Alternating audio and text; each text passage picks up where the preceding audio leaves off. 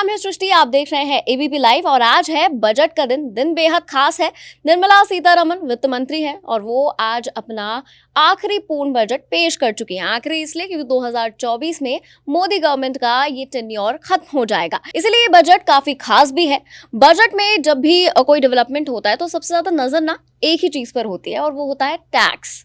जब आप भी पूरी स्पीच सुनते होंगे तो वेट करते होंगे कि यार टैक्स में क्या मिल रहा है, इस पर कब बात होगी। तो आज इसीलिए हमारे साथ दो गेस्ट मौजूद हैं जो आपको ये बताएंगे कि इस नए बदलाव में टैक्स में क्या बदलाव हुआ है, आपकी पॉकेट्स पर इस पर क्या असर पड़ने वाला है, इसको अच्छे से समझेंगे, डिटेल में समझेंगे, इसके मायने क्या हैं। हमारे साथ उत्कर्ष आनंद मौजूद हैं, आर्टिकल ऑफिसर हैं जीके केडिया एंड कंपनी में, और हमारे साथ सुफल भारद्वाज मौजूद हैं, आर्टिकल ऑफिसर हैं जीके केडिया में। बहुत बहुत स्वागत है आप दोनों का। मेरा सबसे पहला सवाल उत्कर्ष आपसे, और बहुत ऑब्वियस सवाल ये है कि ये जो नया बजट आया है इसमें टैक्स को लेके क्या डेवलपमेंट है। सबसे पहला जो डेवलपमेंट है वो क्या है? टैक्स एक ऐसी चीज़ है जो हर किसी को इम्पैक्ट करती है, चाहे वो मिडिल क्लास हो चाहे वो अपर क्लास हो। तो इस बजट में टैक्स में क्या डेवलपमेंट है? Thank you for having me here. So basically सबसे पहले दो रेजीम होती है हमारी टैक्स की। एक ओल्ड रेजीम चलते आ रही है और एक न्यू रेजीम आई है। ठीक है, तो जो स्लैब रेट्स में चेंज आए इस बजट में वो न्यू रेजीम में है। तो पहले 2.5 लाख तक की इनकम पे कोई टैक्स लगता नहीं था, उसको बढ़ा के अब 3 लाख कर दी गई है और 3 लाख तक अब कोई भी टैक्स आपका नहीं लगेगा। 3 लाख से 6 लाख तक अब 5% की रेट से टैक्स लगेगी और 6 लाख से 9 लाख तक आपकी 10% से रेट लगेगी और 9 लाख से 12 लाख तक 15% की रेट, 12 से 15 लाख तक 20% की रेट और 15 लाख से ऊपर 30% की रेट लगेगी। सो बेसिकली इस बार 2.5 लाख से बढ़ाकर जो 3 लाख कर दी गई है इनकम, 50,000 का इनकम पे एक्स्ट्रा बेनिफिट मिला है हमें। और एक रिबेट का की चेंज आया है। रिबेट जो 87A सेक्शन में मिलती है हमें, वो 5 लाख तक की इनकम तक मिलती थी, वो उससे बढ़ाकर अब 7 लाख तक कर दिया गया है। सो बेसिकली 7 लाख तक अब हमें टैक्स नहीं लगेगा टेक्निकली देखा जाए तो। ठीक है, तो ये तो एक मोटा मोटी बात हो गई। इसको आपने कंपैरिजन भी साथ साथ कर दिया कि पिछले साल क्या डेवलपमेंट था, इस साल क्या डेवलपमेंट था। सुफल, मेरा इसमें एक सवाल सबसे पहला ये है कि ये जिसकी आप बात कर रहे हैं 87A, इसको आप पहले एक्सप्लेन कर सकते हैं तो प्लीज़ एक बार एक्सप्लेन कर दीजिए। जी, सबसे पहले तो मैं एबीपी न्यूज़ नेटवर्क और जीके केडियन कंपनी को धन्यवाद अदा करना चाहूँगा जो कि मुझे ये अवसर प्रदान किया गया है। अब आप आते हैं आपके सवाल पे। 87A का एग्जेम्पशन ओल्ड रिजीम और न्यू रिजीम दोनों में मिलता है। ये न्यू रिजीम 2020 में लाया गया था। तो न्यू रिजीम में क्या है कि 5 लाख तक पहले जो हुआ करता था, जो पहले कानून था कि 5 लाख तक आपको रिबेट मिलता था 87A का, तो उस चक्कर में आपका टैक्स नील बनता था। ये ओल्ड रिजीम में भी था, न्यू रिजीम में भी था। न्यू रिजीम में इस बजट में सरकार ने ये किया है कि 5 लाख वाली फिगर को, अमाउंट को 7 लाख कर दिया गया है। इसमें क्या, इससे क्या फ़ायदा होगा कि 7 लाख तक करदाता को टैक्स देने की ज़रूरत नहीं पड़ेगी। लेकिन फिर इनका ये भी नुकसान है कि 7 लाख रुपए से अगर 1 रुपये भी ज़्यादा होता है, हमारा जो आय है 1 रुपये भी ज़्यादा होता है, तो हमारे पूरे आय पे टैक्स लग जाएगा।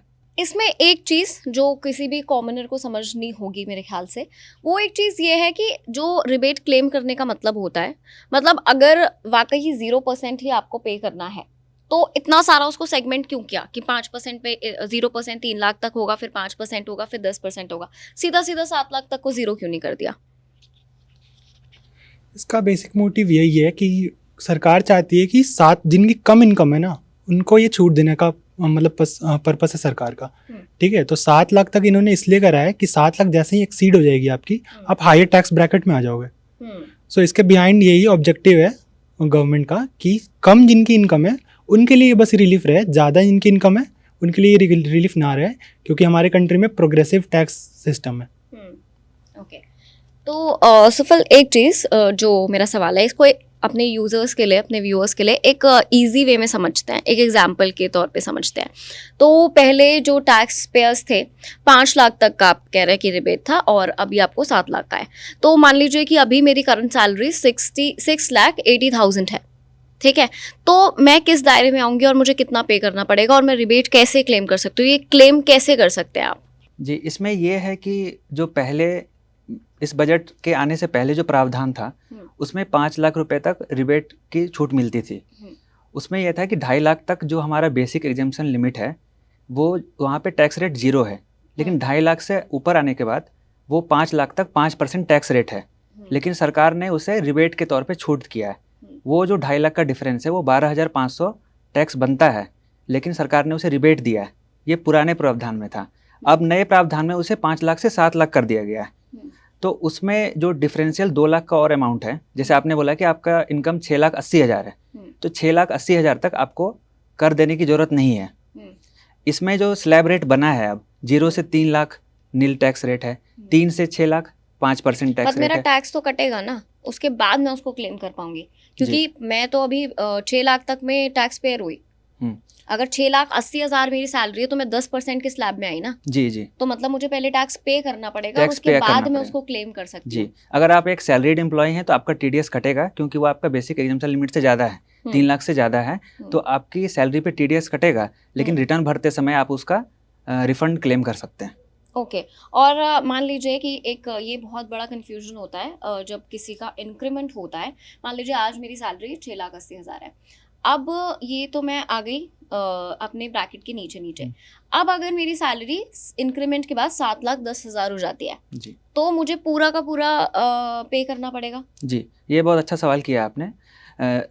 आमतौर पे लोगों में ये धारणा होती है कि रिबेट के बाद जो जितने जैसे 5 लाख पहले था, अब 7 लाख हुआ है, तो जितने अमाउंट से वो फिगर बढ़ेगी, लोगों का ये मानना होता है कि बस उसी पे टैक्स देना होता है। जैसे 7,10,000 अगर होता है तो आमतौर पे लोग ये समझते हैं कि सिर्फ 10,000 रुपये पे ही उन्हें टैक्स देना है, लेकिन इसमें ये प्रावधान है कि 7 लाख से अगर 1 रुपये भी ज़्यादा होता है तो आपको सिर्फ बेसिक एग्जाम्पशन लिमिट 3 लाख रुपए की छूट मिलेगी, बाकी टैक्स देना पड़ेगा आपको।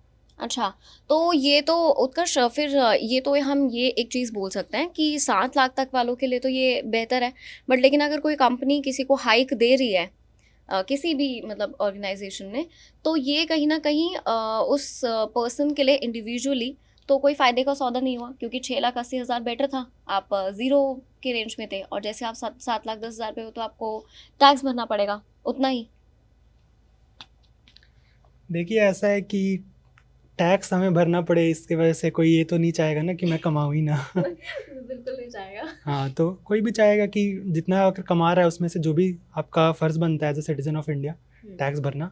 7 लाख के ऊपर आपकी इनकम अगर जा रही है तो आपको टैक्स तो भरना ही पड़ेगा। 7 लाख तक तो गवर्नमेंट ने छूट दे ही रखा है वैसे भी। नहीं, जैसे अभी सुफल ने कहा कि अगर आपका 7,10,000 है तो आपको सिर्फ 3 लाख तक की छूट मिलेगी, बाकी पूरे अमाउंट पे आपको टैक्स भरना पड़ेगा। तो अगर मेरी सैलरी 6,80,000 में है in background point of view, तो मुझे तब ज़्यादा फ़ायदा है या 7,10,000 की सैलरी पे मुझे ज़्यादा फ़ायदा है? अगर आपकी सैलरी 7 लाख से नीचे है ऑब्वियसली आपको रिबेट का बेनिफिट तो मिलेगा ही। 7 लाख जैसे ही क्रॉस कर जाओगे आपको थोड़ा तो नुकसान होगा, क्योंकि आप जो रिबेट के लिए एग्जाम्पशन लिमिट दे रखी है सरकार ने वो आप क्रॉस कर जाओगे तो आपको टैक्स तो स्लैब रेट में आ जाओगे तो टैक्स तो भरना पड़ेगा उस पर। ठीक है, तो ये पॉइंट आप नोट कर लीजिए, अगर कोई कंपनी आपको ऐसे बेवकूफ़ बना रही है तो बिल्कुल नहीं बनना है। तो ये तो बात हो गई हमारे कि टैक्स स्लैब में क्या डिफरेंस है। एक चीज़ होती है पीएफ और टीडीएस का कटना। तो ये जैसे जिनका पीएफ कटता है या जिसका टीडीएस कटता है, ये बहुत कन्फ्यूजन होता है कि अगर हमारा टीडीएस कट रहा है तो ही हम क्लेम कर सकते हैं, पीएफ कट रहा है तो हम क्लेम नहीं कर सकते हैं। तो ये टीडीएस और पीएफ का कटना ये किस दायरे में आता है? क्या आप आप पीएफ को भी क्लेम कर सकते हैं एंड टीडीएस में जो टैक्स कट रहा है उसमें भी आप क्लेम कर सकते हैं? किस तरीके से आप इसको कर सकते हैं? जी, जो पीएफ हमारा एम्प्लॉयर काटता है तो उनका कंट्रीब्यूशन होता है, और एम्प्लॉय खुद से भी वॉलंटरी कंट्रीब्यूट करते हैं, तो इनका एग्जाम्पशन हमें मिल जाता है 80C के अंदर। ओके। और टीडीएस का मेन मकसद सरकार का ये रहता है कि आप कोई इनकम आय कमा रहे हैं तो उस पर पहले ही आपसे कर ले लेंगे सरकार। ओके। उनका लॉजिक यही है टीडीएस का कि टैक्स पहले ही काट लें, रिटर्न भरते समय अगर टैक्स पेबल बनता है तो वो एक्स्ट्रा पे करेंगे, नहीं तो उनको रिफंड कर दिया जाएगा। टीडीएस सैलरी पे 192 में कटता है, उसमें हिसाब लगाया जाता है कि आपका 2.5 लाख या 5 लाख जितना भी है एग्जाम्पशन लिमिट से जितना ज़्यादा होता है उस पर टैक्स कैलकुलेट किया जाता है और आपके महीने महीने सैलरी से वो काटा जाता है। और पीएफ का आपको एग्जाम्पशन मिल जाएगा 80C में। ओके, तो मतलब अगर पीएफ कटता है तो वो ज़्यादा बेनिफिशियल है, क्योंकि उसमें आपको एग्जाम्पशन भी मिल रहा है और उसमें आप वॉलंटरी कंट्रीब्यूट भी कर रहे हो, तो आपका ओवरऑल बैलेंस भी इंक्रीज हो रहा है। पीएफ एक तरह का भविष्य निधि है, वो आपको आगे भी फ़ायदा होगा। जब आप छोड़ के जाएंगे कंपनी तो कंपनी एक मुश्त पैसा देती है, हम्म, TDS में भी ये है कि अगर आप पहले ही टैक्स जमा कर रहे हैं तो साल के लास्ट में जब आप रिटर्न फाइल करते हैं तो आपके ऊपर दबाव कम रहेगा कि टैक्स पे करना है, क्योंकि आपने पहले ही टैक्स कटवा लिया है। टैक्स कटवा लिया है। ओके, तो उत्कर्ष एक और मेरा सवाल है, ये थोड़ा सा पॉलिटिकली इंक्लाइंड है। अगर गवर्नमेंट ने 7 लाख तक रिबेट के दायरे में रख दिया तो गवर्नमेंट को दिखाने के लिए, मतलब ये एक ओपिनियटेड क्वेश्चन है, ऐसा कर सकती थी सरकार। तो ये जैसे अगर उन्होंने स्लैब बनाया 0 to 3, 3 to 6 एंड उसके बाद 7 to 9, तो ये जो 7 वाला स्लैब था इसको गवर्नमेंट 6 के वाले स्लैब में भी तो रख सकती थी। ये दिखाने के लिए हो जाता कि हमने 5% ही उस पर रखा है, because at the end of the day आपको मिलेगा तो 0 ही, क्योंकि सब रिबेट क्लेम करेंगे, कौन छोड़ेगा अपना रिबेट। तो ऐसा नहीं करना चाहिए था। एक्चुअली ये कन्फ्यूजन अभी बहुत लोगों को है जब से बजट अनाउंस हुआ है कि ये 7 लाख ही क्यों रखा गया है, इसे 6 पे क्यों नहीं रखा गया, क्योंकि 6 से स्लैब चेंज हो जाता है। जी। ठीक है, इसके पीछे का एक रीज़न ये भी हो सकता है कि पिछले 1 सालों में देखा जाए तो वॉर और कोविड-19 के कारण बहुत इकोनॉमी इफेक्ट हुई है और इन्फ्लेशन काफ़ी बढ़ा है, महंगाई काफ़ी बढ़ गई है। तो इसी को देखते हुए न्यू रिजीम में स्टैंडर्ड डिडक्शन भी इंट्रोड्यूस किया गया है। तो कहीं ना कहीं ये भी इसके पीछे का मोटिव हो सकता है कि जो रिबेट है उसको 7 लाख तक इसलिए किया गया है कि 2 लाख ज़्यादा छूट मिले, क्योंकि महंगाई का बहुत असर पड़ा है अभी मिडिल क्लास लोगों पे।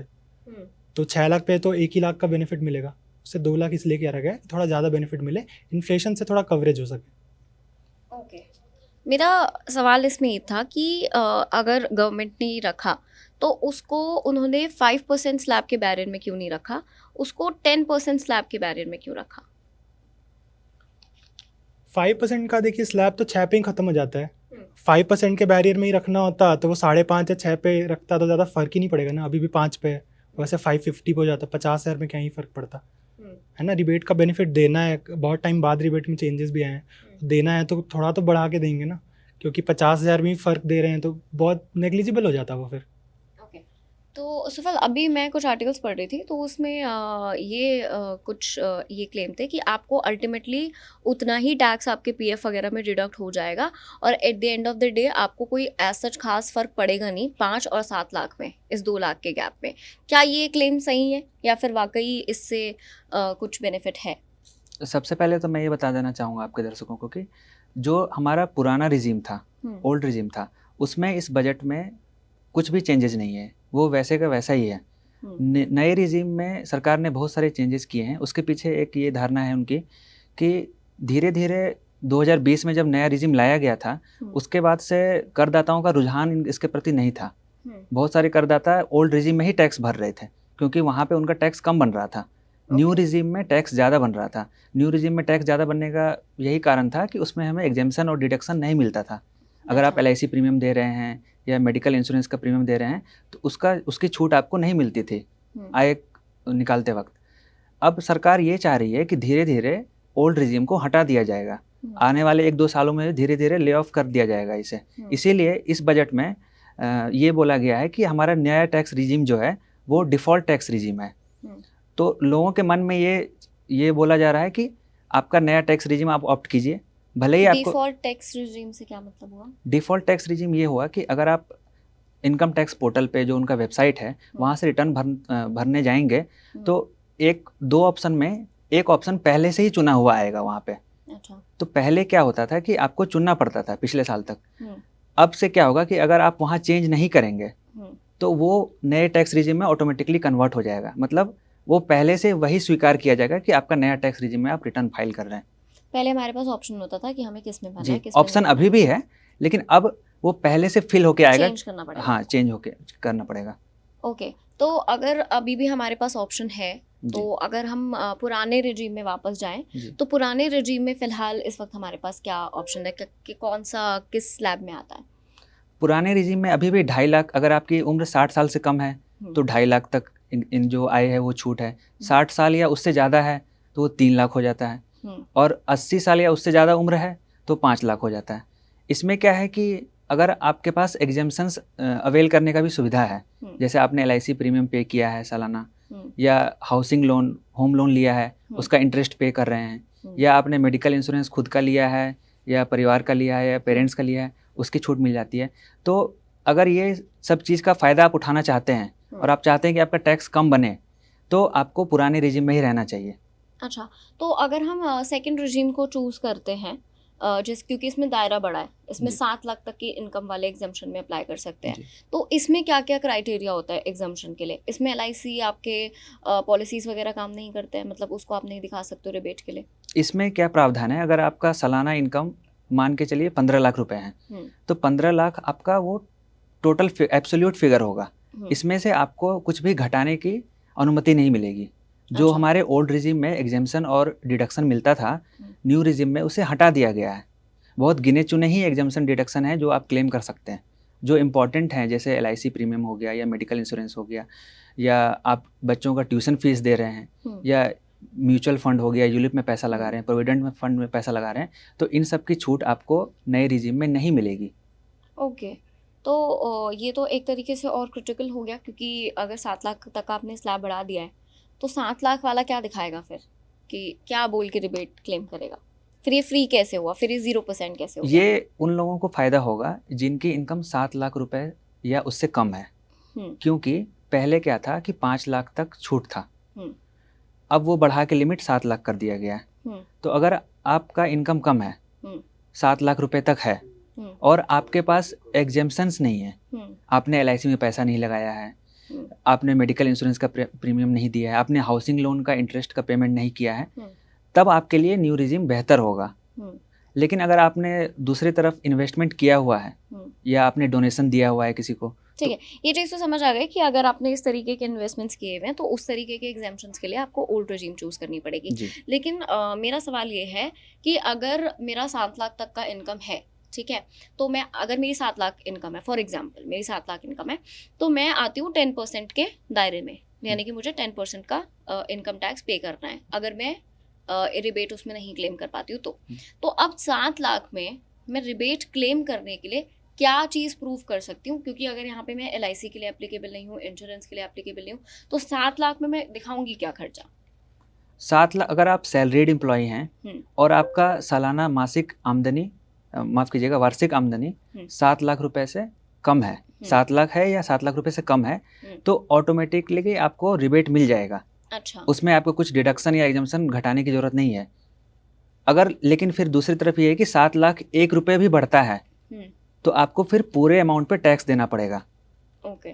3 लाख छोड़ के, जो बेसिक एग्जम्पशन लिमिट है 3 लाख छोड़ के। ठीक है, ओके। तो मुझे लगता है कि मोटे मोटे तौर पर हमने इस चीज़ को समझ लिया है कि जो नया रिजीम है और जो पुराना रिजीम है, उन दोनों में क्या फ़र्क है ये भी हमने समझ लिया है, और जो टैक्स स्लैब में छूट मिली है 7 लाख तक, उसका क्या मतलब है वो भी मुझे लगता है कि काफ़ी हद तक क्लियर हो गया है।